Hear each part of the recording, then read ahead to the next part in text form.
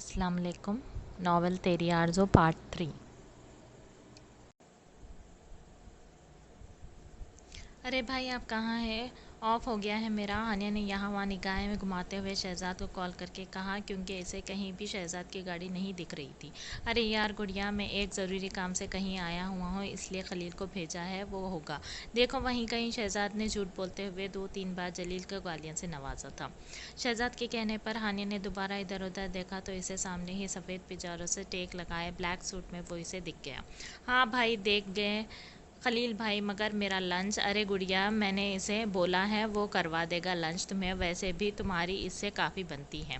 हाँ ये तो है, चले मैं निकलती हूँ। ओके अल्लाह हाफिज़। कॉल रखते ही शहजाद ने धीरे से कहा, सॉरी गुड़िया। जलील जो फ़ोन में मसरूफ़ था और इधर उधर निगाहें घुमाकर हानिया को ढूंढ रहा था, जब ही अपने पीछे से इसे सलाम की आवाज़ आई। अस्सलाम वालेकुम खलील भाई।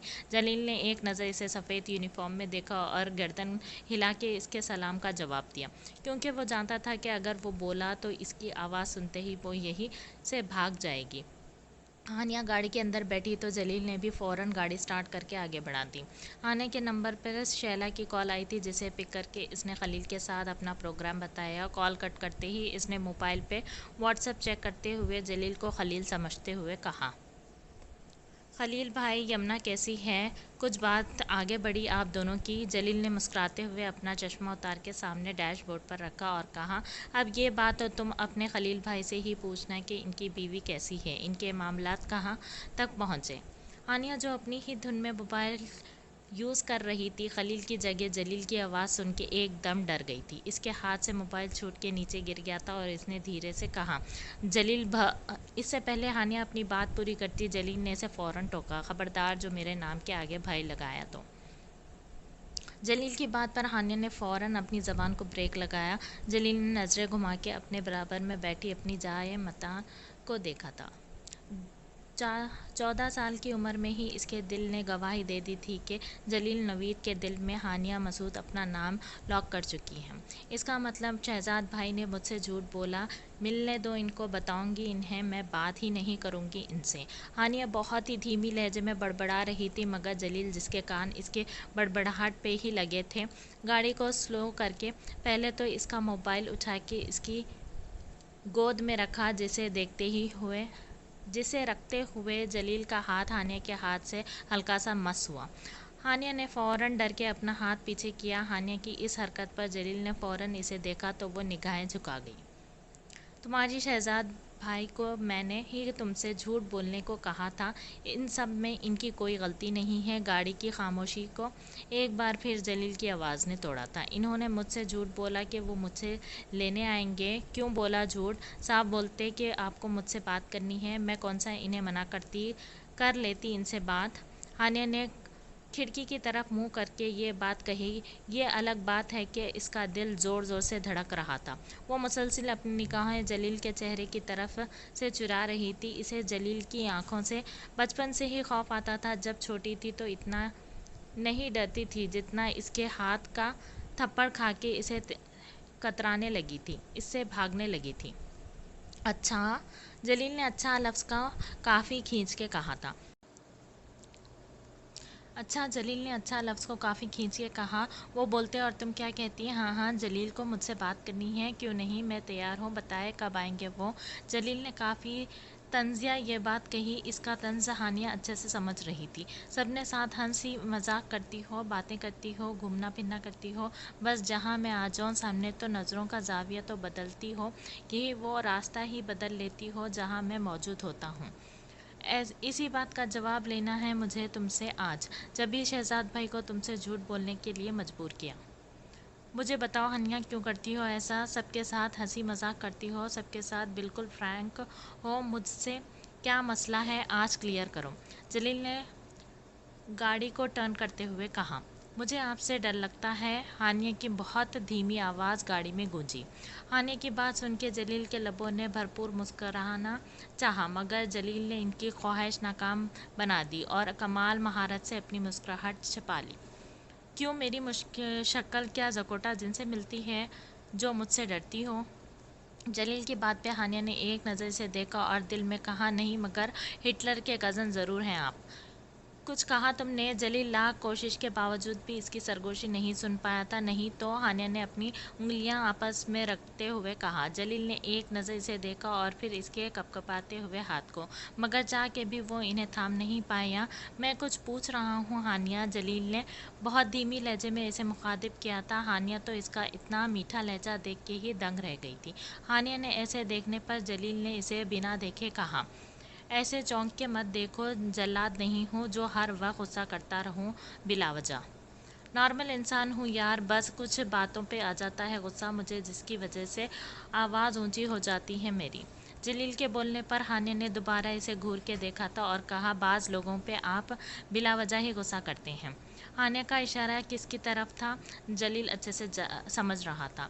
इसने रॉयल रेस्टोरेंट के सामने साइड में गाड़ी रोकी थी।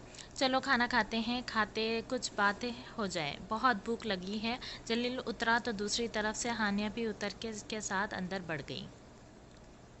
अनाया बहुत ध्यान रख रही थी रोहान के उठने बैठने का, जिसे वो कोई जैसे वो कोई छोटा बच्चा हो। रोहान तो कुछ दिनों से खुद को आसमानों पर तस्वर कर रहा था। अनाया के वालिद ने भी रोहान का बहुत शुक्र अदा किया। जितने दिन रोहान घर पे रहा, अनाया और इसकी व्हाट्सएप पे बात होने लगी थी। पढ़ाई के हवाले से कभी थोड़ी बहुत पसंद नापसंद भी पूछ लेता था रोहान। रोहान ने अनाया की बातों से अंदाज़ा लगाया था कि वो मासूम है, अपने काम से काम रखने वाली, सादा दिल की मालिक, हर एक के काम आना, हर एक की मदद करना। रोहान अनाया की ज़ात में और दिलचस्पी लेने लगा। चलो भाई, आज तो बहुत तैयारी हो गई, अब सबके पेपर्स अच्छे होने चाहिए। अनाया ने फिज़िक्स और मैथ्स की भरपूर तैयारी करवा दी थी सबको, ख़ास कर रोहान को।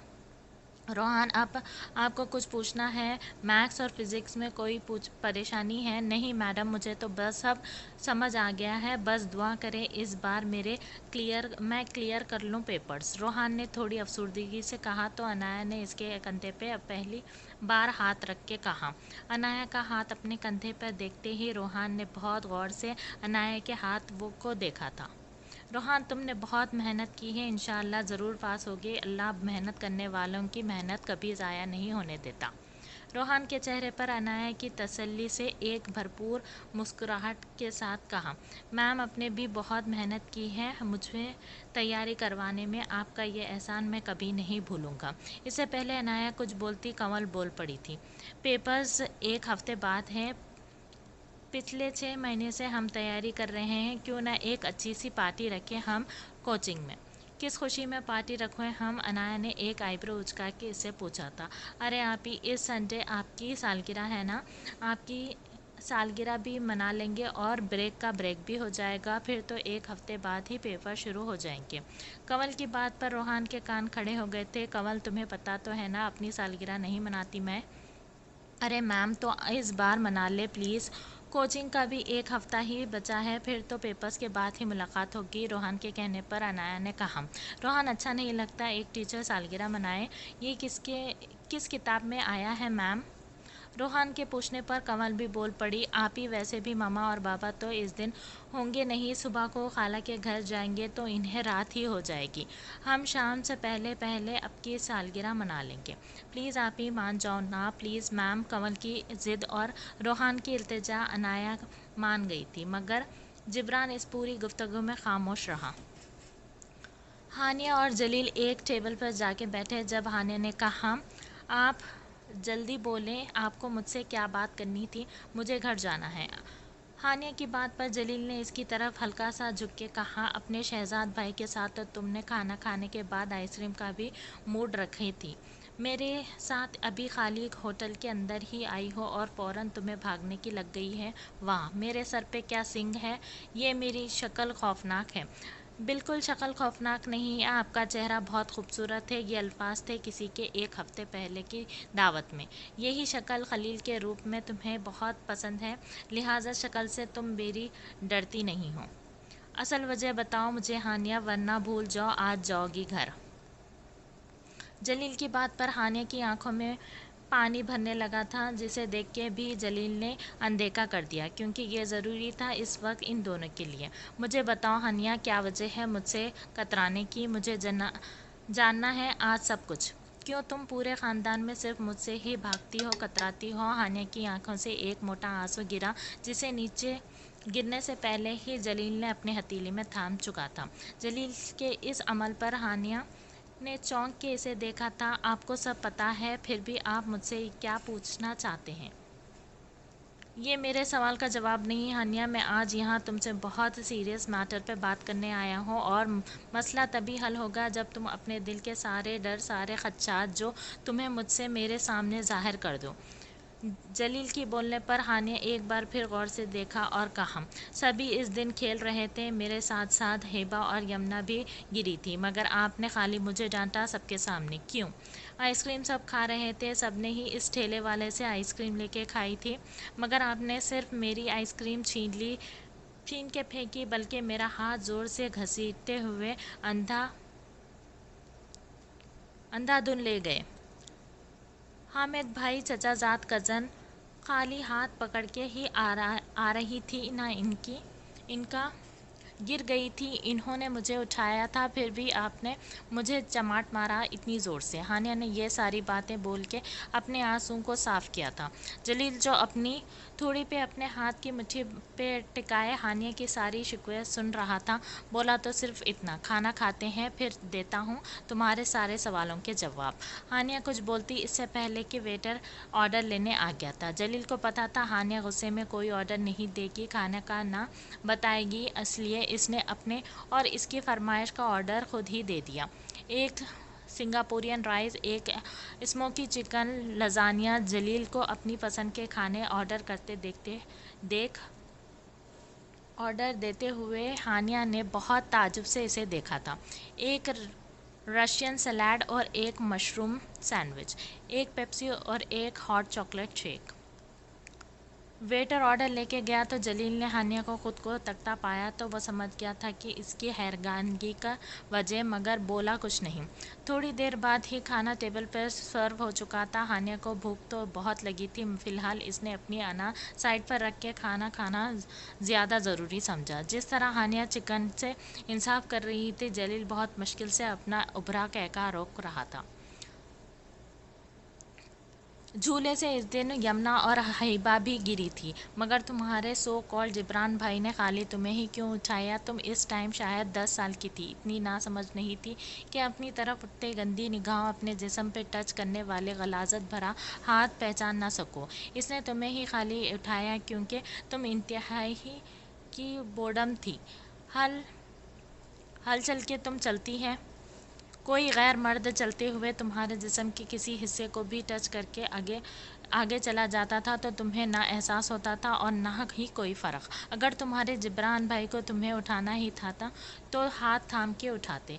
10 साल की बच्ची को कमर से थाम के अपना अपने सीने से इसका सीना कौन टच करता है? कौन उठाते हुए कमर पर रखा हाथ इसके हिप्स पर टच करता है? जलील जब बोलना शुरू हुआ तो हानिया का हलक में निवाला अटक गया था। इससे पहले इसे खांसी लगी, जलील ने फ़ौरन इसकी तरफ पानी का ग्लास बढ़ाया था। तुम्हें क्यों नहीं पता चलता कि जिब्रान की नीयत ख़राब है? इसके टच करने पे तुम्हारा दिमाग ने कुछ गलत का साइन क्यों नहीं दिया?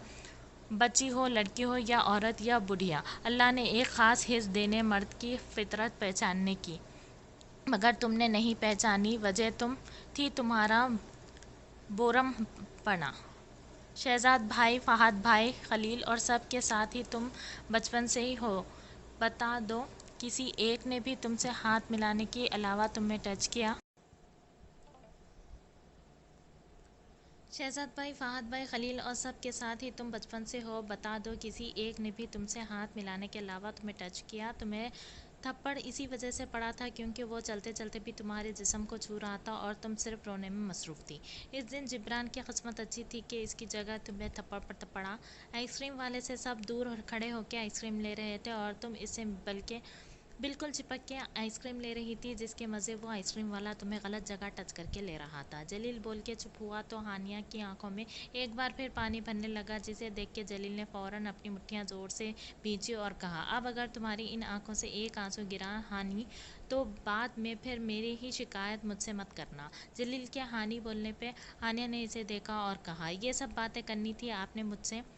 ये बातें तुमने मुझे करने पे मजबूर किया। मैं तुमसे अच्छा आज यहाँ कुछ और कहने लाया हूँ, मगर फ़िलहाल अब इस होटल में ये बात नहीं होगी, खाना कह के निकलते हैं यहाँ से। जलील ने ये कह के वेटर को बिल लाने को कहा। यमुना जो किचन में खड़ी अपने लिए कॉफ़ी बना रही थी, खलील की आवाज़ पर एकदम चौंकी। जी। रूम वाले वाक़े के बाद से यमुना बहुत कतराने लगी थी खलील से। एक झिझक आने लगी थी इसे खलील से के सामने। मेरे लिए भी एक कॉफ़ी बना के ला दो रूम में, मैं भिजवाती हूँ कॉफ़ी। यमुना ये बोल के अपनी बनी कॉफ़ी में एक्स्ट्रा कॉफ़ी का सामान डालने लगी थी। खलील इसके पीछे आके खड़ा हुआ और इसके दोनों तरफ अपने हाथ रख के झुका। खलील की इस हरकत पे यमुना के चेहरे का रंग एकदम लाल पड़ गया। इसके माथे पर नन्हे पसीने चमकने लगे। खलील ने इसके कंधे पे अपनी ठोड़ी रख के हल्की सी सरगोशी करते हुए कहा, भिजवाती हूँ नहीं, लेके आओ तुम कॉफ़ी। इतना कह के वो यमुना के कंधे पे अपनी लब रख कर किचन से चला गया था। इधर खलील के जाने के बाद यमुना ने फ़ौरन अपने दुपट्टे से अपने माथे का पसीना साफ किया और कहा, ओफ, ऐसे कौन कहता है कॉफ़ी का। हर तरफ लहरों का शोर था। जलील ने अपने दोनों हाथ सीने पे बांध के सामने बैठी हानिया से कहा, मैं जो भी कहने जा रहा हूँ हानिया, इसे दिल से सुनना, फिर फैसला करना। 2 महीने बाद मैं और खलील 3 साल के लिए बिजनेस मैनेजमेंट का कोर्स करने मलेशिया जा रहे हैं। जाने से पहले मैं तुम्हें अपनाना चाहता हूँ, अपनी शरीक हयात बनाना चाहता हूँ। जलील की बात सुन के हानिया ने हैरानगी से साथ जलील को देखा था और दिल में सोचा था, या अल्लाह, इन्हें क्या हो गया है। मोहब्बत तुमसे शुरू से ही है, मगर अब तुम्हें दिल का सुकून बनाना चाहता हूँ, अपने नाम से जोड़ना चाहता हूँ। जानता हूँ गुस्सा का तेज़ हूँ, मगर ये गुस्सा तभी ज़्यादा आता है जब तुम मेरी ज़ात को इग्नोर करती हो, मुझे अहमियत नहीं देती। मुझे हानिया मसूद की सारी तवज्जो सिर्फ अपने लिए चाहिए। इसका दिल जब जब डर के बस मेरा नाम ले। इसे पहले मेरे खुद कर्जी समझो या मतलब परस्ती। मैं मामा को बहुत जल्दी तुम्हारे घर भेजूंगा और जवाब मुझे हाँ में चाहिए।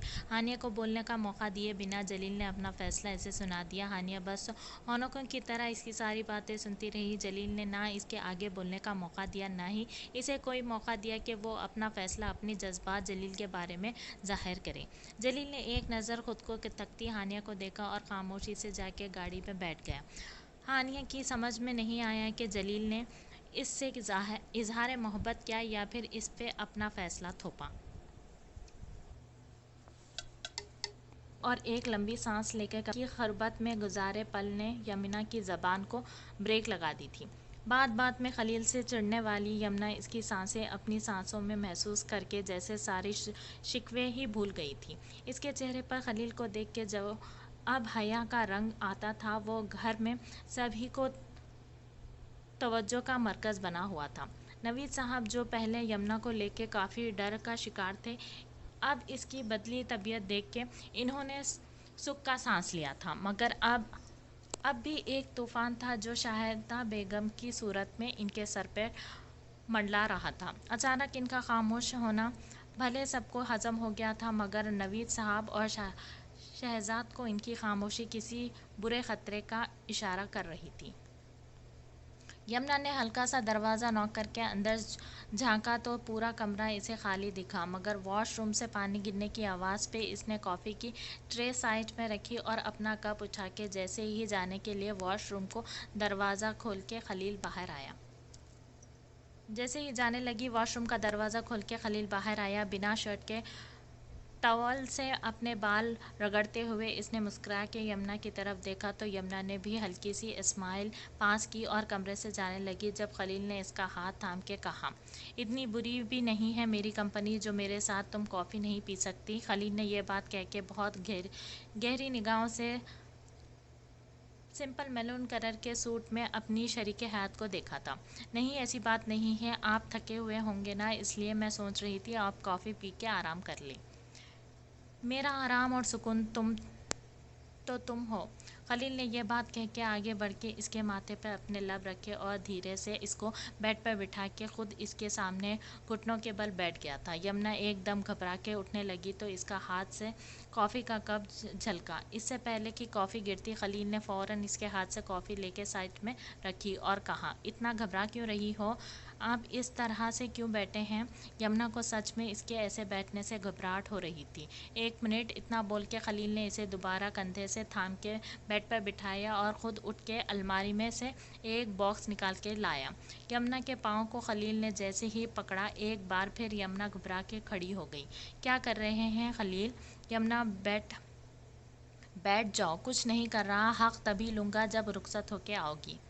खलील के मुंह से ऐसी बात सुन के यमुना का मुंह शर्म से लाल हो चुका था। खलील ने इसे दोबारा बिठाया और इसका पाँव उठा के अपने रान पर रखा और एक खूबसूरत सी गोल्ड की पायल को इसके पाँव की जीनत बनाया। दूसरे पाँव में पहना के बाद खलील ने इसके दोनों पाँव अपने घुटने पर रखे और दोनों पायल पे बारी बारी अपने लब रखे। खलील की इस हरकत से यमुना जहाँ तहीं वहीं ठहर सी गई थी। इसे यकीन नहीं आ रहा था कि इसकी ज़ात इतनी अनमोल है खलील के लिए कि वो इसके पाँव को चूम गया था। खलील ने इसके हाथ थाम के इसे खड़ा करा।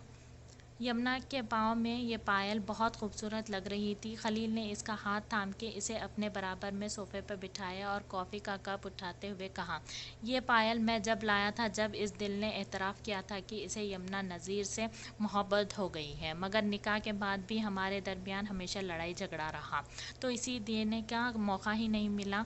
मगर 1-2 हफ्ते से मेरी मंकूहा को शायद ये सड़ी हुई शक्ल पसंद आ गई है, जभी इतनी मेहरबानी चल रही है मुझ गरीब पे।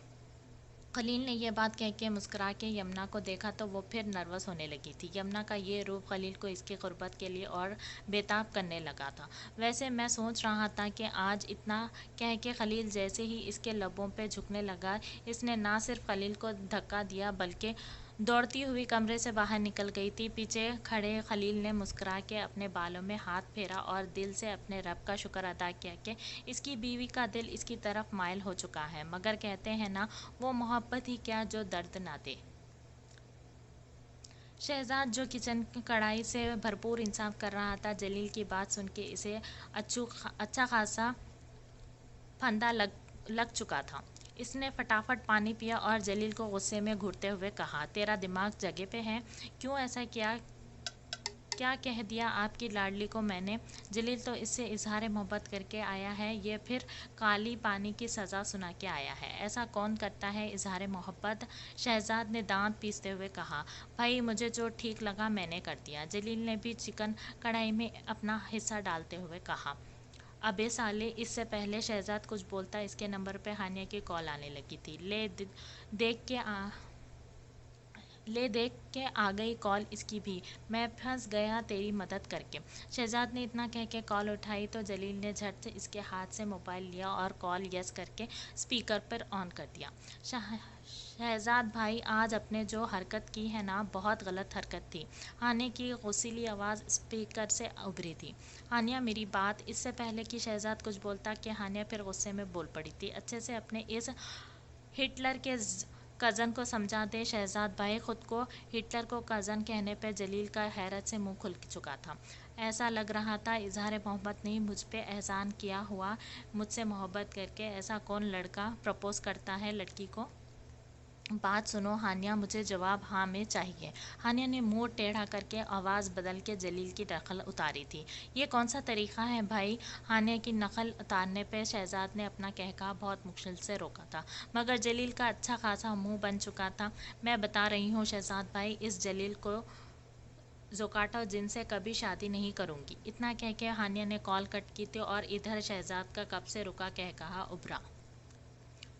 तो मुझे घूरना बंद करेगा, जिब्रान बहुत हुआ। रोहान ने परफ्यूम की बोतल का कैप गुस्से में लगाया और जिब्रान को घूरते हुए कहा, तेरा वलीमा नहीं है, मिस आनिया की बर्थडे है। जिब्रान ने एक नज़र रोहान को देखते हुए कहा, जो डार्क मैरून कलर की शर्ट और ब्लैक कलर की पैंट पहने किसी शहजादे से कम नहीं लग रहा था। तो पहनना अपने वलीमे में पैंट शर्ट। मैं तो डिनर सूट पहनूंगा। रोहान ने जिब्रान की बात पे गुस्से होने की बजाय अपनी मुस्कुराहट छिपाते हुए जिब्रान से कहा, जिसे सुन के जिब्रान की अच्छी खासी हट चुकी थी। वो बहुत सीरियस अंदाज में रोहान के रूबरू आया और कहा, अभी भी वक्त है रोहान, रोक ले खुद को। जो तू कर रहा है गलत है। रोहान, जिसका मूड काफ़ी अच्छा था, एक बार फिर जिब्रान की नसीहत सुन के बिगड़ने लगा था। यार जिब्रान, आज एक बात क्लियर कर दे, तू मेरा दोस्त है या दुश्मन? रोहान ने गुस्से में अपना रुख मोड़ा और गाड़ी की चाबी उठाते हुए कहा, दोस्त हूँ जब भी तेरी गलत हरकत पे टोक रहा हूँ। जिब्रान, एक और बार अगर तूने मेरी मोहब्बत को गलत कहा तो मैं तुझे जान से मार दूंगा। मार दे जान से, मगर मैं फिर भी बोलूँगा, तेरी मोहब्बत गलत नहीं, तूने जिससे की है गलत है। आज जो तू मिस आनिया के लिए गिफ्ट लेके जा रहा है, शर्म कर ले, कुछ अंदाज़ा भी है तुझे इनका रिएक्शन क्या होगा तेरा गिफ्ट देख के? मोहब्बत कभी भी कहीं भी किसी से भी हो सकती है जिब्रान। हाँ हो सकती है, मगर एक टीचर से जो आपको खुलूस से दिल से पढ़ा रही हो, जिसके वहम गुमान में भी ना हो कि इसका स्टूडेंट इसके बारे में ऐसी सोच रखता है। मेरी सोच मेरी मोहब्बत की तरह पाक है जिब्रान, अल्लाह जानता है। वो तुझसे उम्र में बड़ी है रोहान, तुझे क्या लगता है तू इनसे इजहार मोहब्बत करेगा तो वो खुशी खुशी तेरी मोहब्बत कबूल कर लेगी? मैं मना लूँगा इन्हें, मुझे यकीन है खुद पे। रोहान ने नज़रें चुराते हुए कहा, इधर मेरी तरफ देख के बात करो,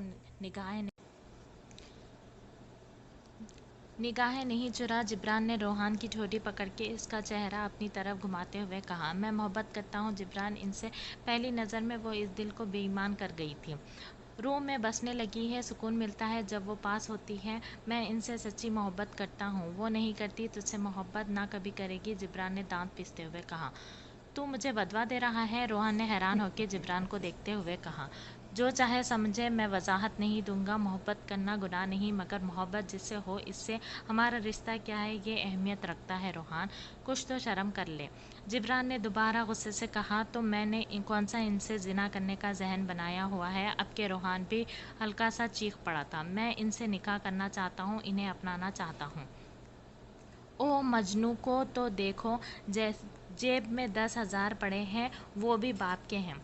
3 साल से मैट्रिक के पेपर्स क्लियर नहीं करा, अगर एक जूस का डिब्बा भी पीना होता है तो बाप के पैसों का पीता है। तू क्या है तेरे पास खुद का? ज़रा बताएगा किस बलबूते पे तू मिस अनाया से निकाह का ख्वाहिशमंद है?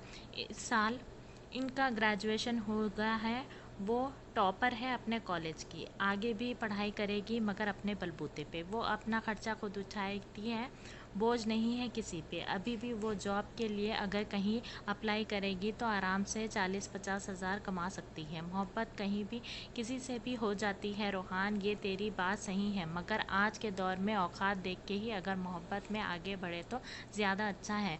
भले वो हैसियत में तुझसे कम है, मगर हर चीज़ में तुझसे आगे है, तो इनके सामने अपनी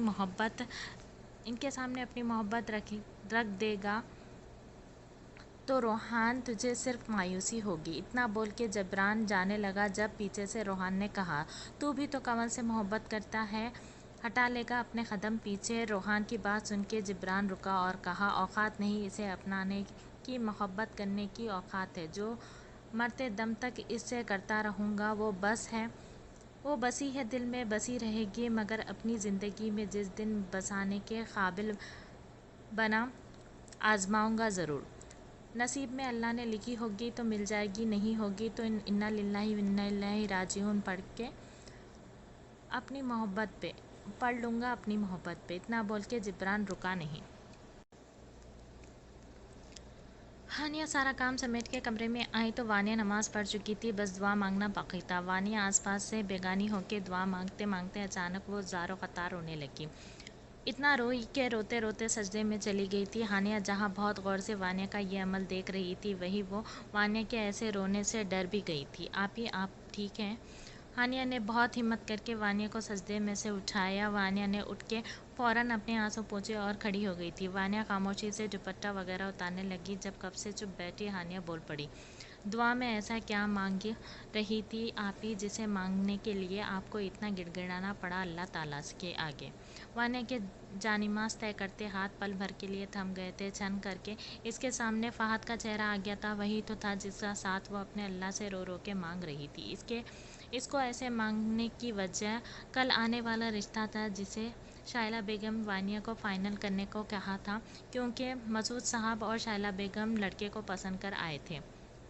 बस ऐसे ही हानिया दुआ मांगते मांगते रोना आ गया था। इतना बोल के वानिया वॉशरूम चली गई थी और इसके दरवाजे से लगकर रोने लगी। मेरा तेरा नाम बताऊं किसको, ये हाल सुनाऊं किसको। रोहान बेसब्री से अनाया का वेट कर रहा था जो तैयार हो रही थी। बर्थडे का छोटा सा केक आ चुका था। पूरा कोचिंग ही अनाया के लिए गिफ्ट लाया था। जिब्रान भी रोहान के बाद पहुंच चुका था और वाइट एम्ब्रॉयडरी वाली नफीसी कमीज शलवार में मौजूद कंवल को देख के पलक झपकाना भी भूल चुका था। ज़्यादा देर तक इसने इसे अपनी नज़रों में बसाया और फिर रुख मोड़ गया था। रोहान के नंबर पे किसी की कॉल आई थी जिसे सुन के वो जैसे ही अंदर आया, सामने खड़ी अनाया को देख के इसका कदम डगमगाए थे। आँख जो ज़रूरत से ज़्यादा खुल गई थी। बेधड़क इसका हाथ अपने दिल पे गया था। डार्क मैरून कलर की सिंपल सी घेरेदार फ्रॉक पहने, कानों में सिल्वर झुमकियाँ डाले, डार्क मैरून घोंसे पहने, लंबे घने बालों को कमर पे जोड़े, हाथ में सिंपल कांच की डार्क मैरून कलर की चूड़ियाँ पहने वो रोहान की मोहब्बत बढ़ा चुकी थी। रोहान ने अपने मोबाइल से इसकी 2-3 पिक्स ली बिना इसकी नज़रों में आए और जैसे ही मुड़ा तो जबरान को खुद को तकता पाया जो इसे देख के नफ़ी में गर्दन हिला रहा था। रोहान ने इसे देख के बिल्कुल सड़ा हुआ मुंह बनाया और अपना गिफ्ट लेके इसे इस तक पहुंचा। Happy birthday ma'am. अनाया जो केक को देख रही थी रोहान की आवाज़ पर चौंकी मुड़ी थी। रोहान ने एक बॉक्स गिफ्ट की सूरत में इसके आगे बढ़ाया था। अनाया ने मुस्कुराते हुए गिफ्ट थामा और कहा, शुक्रिया रोहान मैम, बहुत खूबसूरत लग रही हैं आप माशाल्लाह से। रोहान ने लगे हाथ इसकी तारीफ भी कर दी थी। शुक्रिया, अनाया ने मुस्कुरा के कहा और इसका गिफ्ट साइड में रखा जब अचानक कंवल वहाँ आई और कहा, अरे आप आपका और रोहान भाई का सूट का कलर सेम है। कंवल के बोलने पर रोहान के साथ साथ अनाया ने भी अपने सूट को देखा था और दोनों मुस्कुरा उठे। खुशगवार माहौल में अनाया की बर्थडे निपट गई थी। अभी वो दोनों बहनें पूरा घर समेट के बैठी थी कि जब कंवल ने अनाया से सारे गिफ्ट्स खोलने की फरमाइश कर दी थी। अनाया ने एक एक करके सारे गिफ्ट खोले थे। सारे गिफ्ट ही अच्छे थे, अनाया को बहुत पसंद आए थे। अरे आप ही, रोहान भाई का गिफ्ट कहाँ है? वो नज़र नहीं आ रहा। हाँ वो रखा है सामने, लेकर आओ खोलें। कंवल सामने टेबल पर से रोहान का गिफ्ट उठा के लाई। इससे पहले अनाया इसे खोलती कंवल के मोबाइल बजने की आवाज़ आने लगी थी। मोबाइल दूसरे कमरे में था, इसी वजह से कंवल को मोबाइल लेने जाना पड़ा। अनाया ने जैसे ही रोहान का दिया गिफ्ट खोला, इसके हाथ पांव फूलने लगे थे। इसे लगा पूरा घर इस पर गिर गया। बार बार वो दरवाजे की तरफ देखने लगी। इसे डर था कि कहीं कंवल ना आ जाए। इसने जल्दी से जल्दी रोहान का गिफ्ट बेड के नीचे डाल दिया।